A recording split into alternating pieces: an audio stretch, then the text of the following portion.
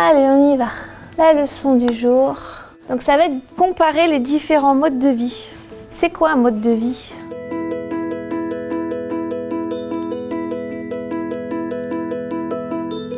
Les élèves n'apprennent pas tous de la même manière et en cycle 2, dû à leur jeune âge, ils se déconcentrent vite. C'est pourquoi j'ai besoin de ressources riches qui varient dans le support. En tant qu'enseignante, je pars systématiquement à la recherche de ressources très différentes et le travail de préparation est souvent assez long. Qu'est-ce qui est pareil entre ces deux photos ? Alors un outil qui contient toutes ces ressources à la fois et de manière structurée, c'est une vraie mine d'or. On va voir si les enfants qui sont dans le monde vivent pareil que vous.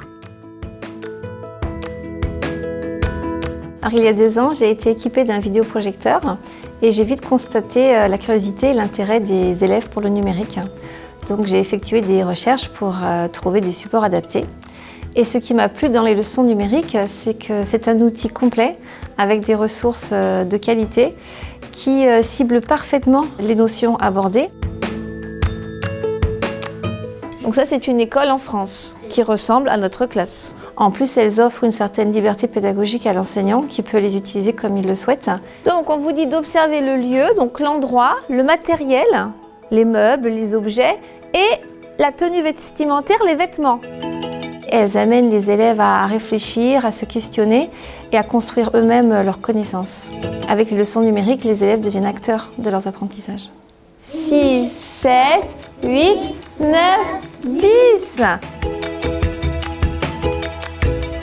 L'enthousiasme des élèves face aux leçons numériques est unanime, d'autant que leur attirance et leur curiosité pour les nouvelles technologies sont toujours plus grandissantes.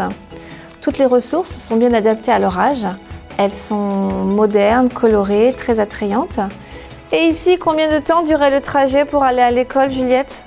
2 heures. Sur une séance de 45 minutes, les supports varient 4 à 5 fois, ce qui maintient l'attention de l'élève.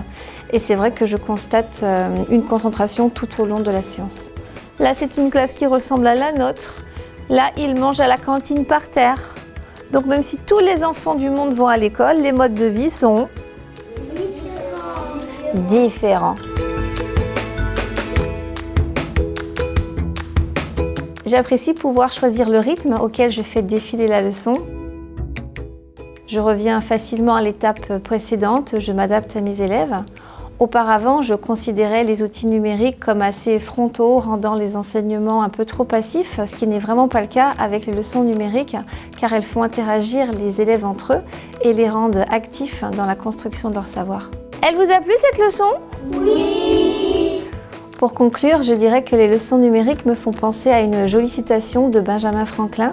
« Tu me dis j'oublie, tu m'enseignes je me souviens, tu m'impliques j'apprends ». Et avec les leçons numériques, mes élèves s'impliquent.